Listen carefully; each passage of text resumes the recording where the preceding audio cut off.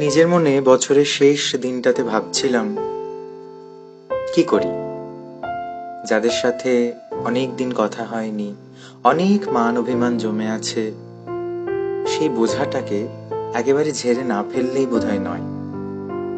ফোনটা হাতে নিয়ে ফোনও করলাম বেশ কয়েকজনকে, উত্তর সবার থেকে আসেনি। তাতে কি, আমি ভেবেছি আমি টেক্সট করে জানিয়ে দেব হ্যাপি নিউ ইয়ার, যেন সবাই ভালো থাকে। আর হ্যাঁ, মনের মধ্যে যখন এরকম উথাল পাথাল বিষয়গুলো চলছিল, ফোনটা কানে নিতে কিন্তু সত্যি সত্যি মনের ভার অনেকটাই কমে গেল। আপনাদেরকেও বলছি, যা কিছু মনের মধ্যে জমে আছে, মান অভিমান, ভুলে যান।